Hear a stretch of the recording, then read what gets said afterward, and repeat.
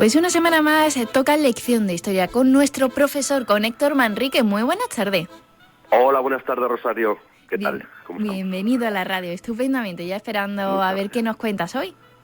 Perfecto. Bueno, pues hoy voy a variar un poco la temática y dejaré aparcado el tema de la dinastía Borbón y ya retomaré otra semana, ya la retomaré.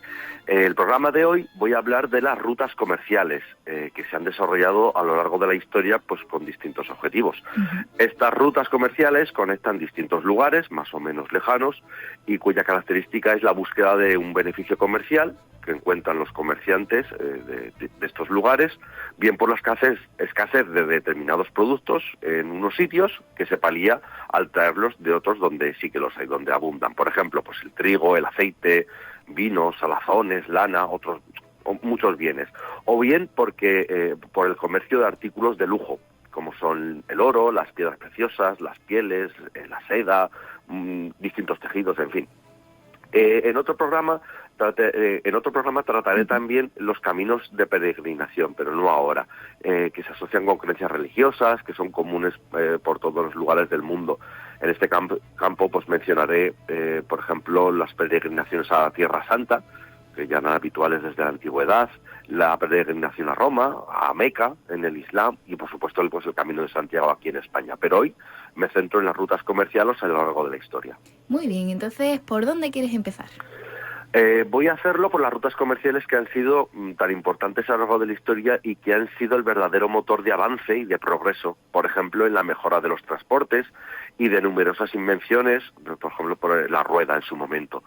Podemos llegar a tener en la cabeza que las rutas comerciales tendrían que ser a pie o en grandes carromatos, por caminos por lo general difíciles de transitar y en la mayoría de las veces pues llenos de bandidos incluso.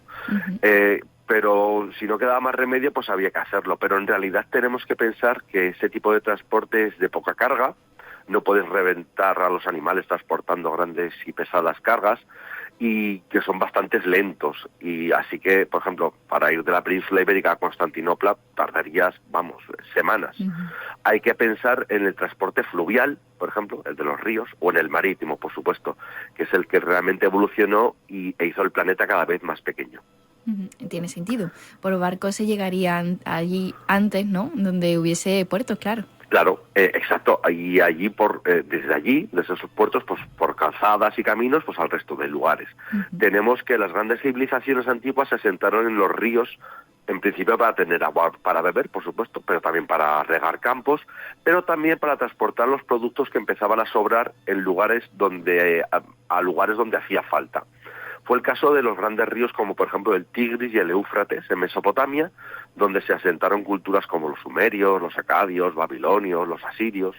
El Nilo, de los egipcios, que conectaba el Bajo Egipto, que es la desembocadura, con el Alto Egipto, que es el curso medio, y con lugares mucho más lejanos, como por ejemplo el Sudán o el reino del Punt, en la actual Eritrea, Etiopía, Djibouti, que a su vez conectaba con el Océano Índico. Otros ríos importantes, el Indo y el Ganges en Pakistán y en la India, el Yangtze y el Huangho en China, que también sirvieron como rutas comerciales para unir e intercambiar productos.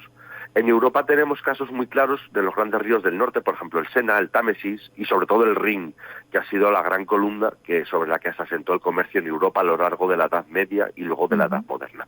En la península ibérica tenemos el ejemplo claro del Guadalquivir, que hasta Sevilla es navegable. El Danubio, que conecta el centro de Europa con el Mar Negro y con Constantinopla.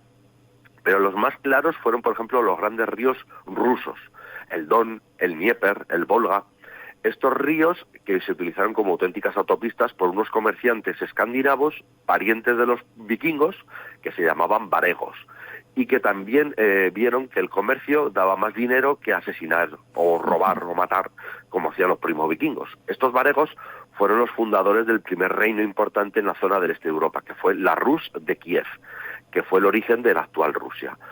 Como sus barcos surcaban esos grandes ríos rusos, llegaron hasta el Mar Negro y hasta el Mar Caspio, y de allí pues conectaban con las rutas de Oriente. Bueno, hemos hablado de ríos y las rutas marítimas, ¿cuáles fueron las más importantes?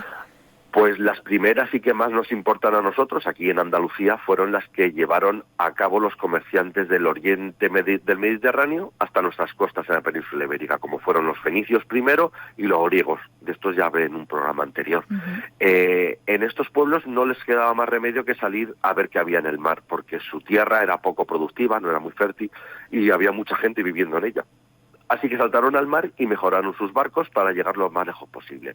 Y los fenicios, por ejemplo, desde el actual Líbano, llegaron a Cádiz, fundaron la ciudad hacia el año 1100 a.C., pero no pararon ahí. Fue la llamada Ruta del Estaño, la que les llevó hasta las llamadas Islas Casitérides, que se cree posiblemente que fueran o bien las Islas Británicas o tal vez la región de Galicia, donde encontraron el estaño, que era fundamental para hacer bronce, cuando se combinaba con el cobre. ¿Y otra ruta famosa nos suena, por ejemplo, la ruta de la seda? Sí, esa es la más importante y la que más leyenda lleva aparejada, sin duda, pero me referiré a ella un poquito más posteriormente. Vale. Primero quiero resaltar algunas otras rutas, como por ejemplo la ruta del incienso, son menos conocidas, pero también muy importantes. Conectaban la India, por ejemplo, y el sur de Arabia con el Mediterráneo a través del Mar Rojo. Es el que conectaba el legendario reino de Saba, con la famosa reina de Saba, al sur, que está al sur de Arabia, en el actual Yemen, con las culturas mediterráneas. Se comerciaba con incienso, con mirra, con ébano, con plumas y pieles de animales exóticos, etcétera. Otra ruta era, por ejemplo, la ruta del oro, que nacía al otro lado del desierto del Sáhara.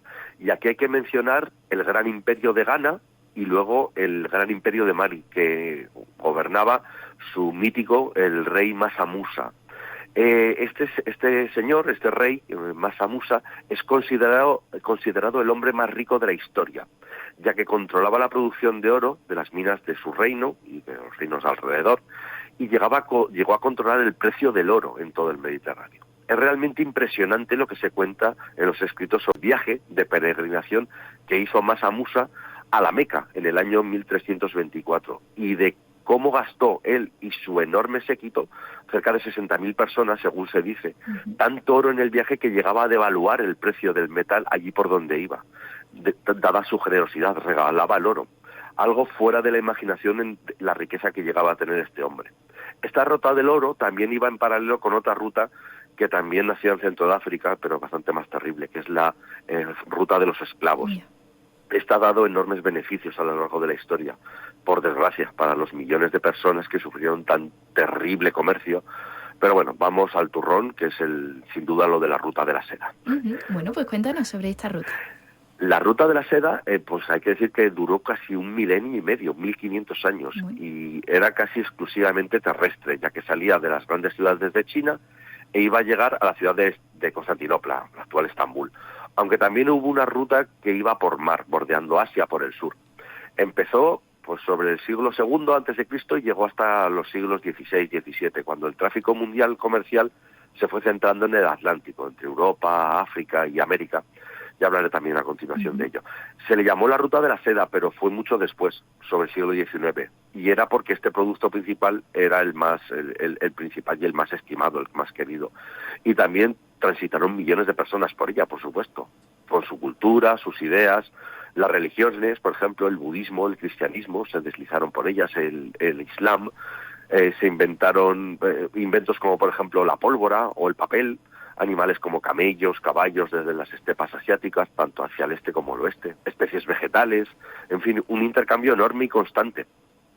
Atravesaban lugares remotos como las gigantescas llanuras de Centroasia, las estribaciones del Himalaya, rodeaba desiertos enormes como el Gobi o Taklamakan en China, y puso en contacto dos culturas avanzadas para su momento, sobre todo al principio, que era la grecorromana, la occidental nuestra, y la china.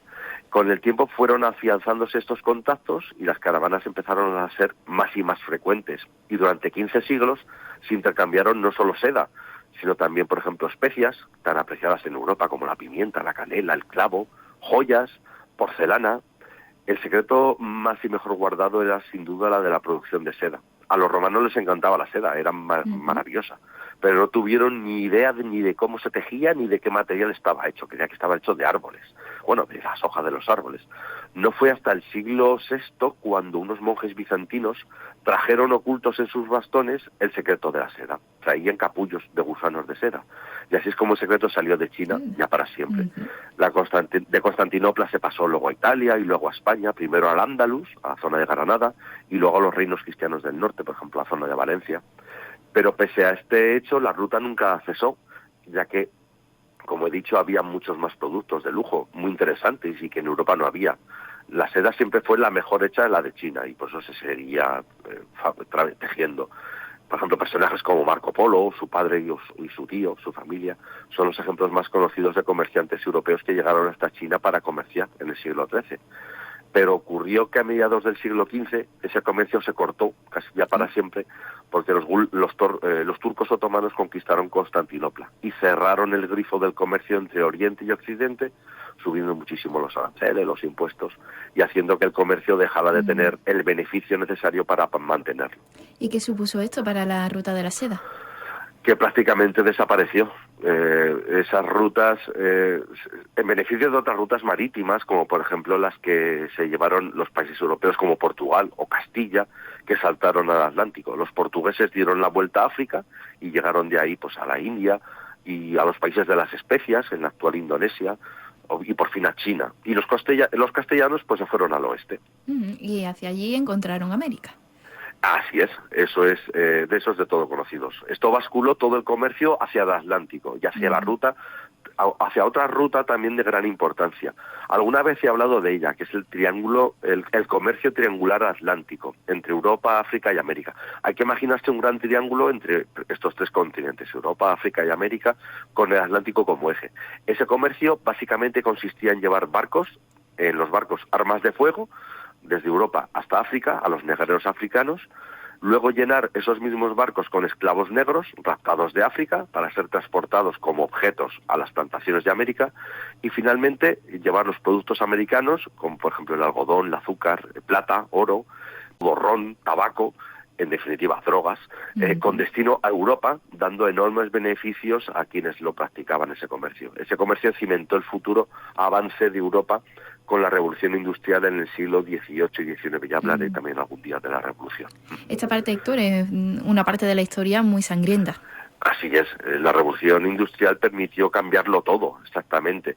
Se aceleró el mundo con los ferrocarriles, los barcos de vapor, se abrieron nuevos canales que hacían más rápidas y rentables las rutas, como por ejemplo el canal de Suez o el de Panamá, y esto ha llegado hasta hoy. Incluso las antiguas rutas, como la de la seda, se están siendo revitalizadas por los gobiernos de China, que quieren llegar incluso a Europa por tierra con la construcción de ferrocarriles nuevos y que una de nuevo el oriente con el occidente, así como por mar con la construcción de nuevos puertos en la ruta del Océano Índico, que se está convirtiendo en el nuevo foco de atención del comercio mundial. Todavía con peligros, como se puede ver en la prensa, pues por los problemas en el Mar Rojo con los piratas somalíes o con los rebeldes hutíes de Yemen, o como cuando, por ejemplo, se cerró el canal de Suez por el accidente que hubo de un barco hace unos años, de terribles consecuencias. Bueno, hasta aquí llega el programa de hoy. Otro día hablaré de otros temas. Bueno, pues muchas gracias. La verdad es que he ido reflexionando a lo largo del programa, pero he ido cambiando mi reflexión. O sea, al principio decía, bueno, qué fantástico, ¿no? Esa mezcla de cultura por la ruta de la seda con toda la gente que pasaba y cada uno dejaba o aportaba algo, ¿no? Pero después he ido pensando y digo, bueno, pero es que también cómo afecta negativamente también a esa zona, ¿no? La gente pasa, deja todo y se lleva todo y bueno. Sí, efectivamente hay que tener en cuenta que el intercambio suele ser, claro, positivo, comercial, de riquezas, productos, de cultura, pero también se producen otros, por ejemplo, a través de la ruta de la seda llegó la peste negra a Europa, que acabó con casi la mitad de la población de Europa en el siglo XIV. Otro intercambio, no en este caso cultural, sino epidemiológico, que afectó y de qué manera, por ejemplo, a Europa. Ya. Bueno, pues muchísimas gracias por esta lección de historia, Héctor Manrique, nuestro profesor. Nos vemos y nos escuchamos la semana que viene. Muchas gracias. Hasta luego.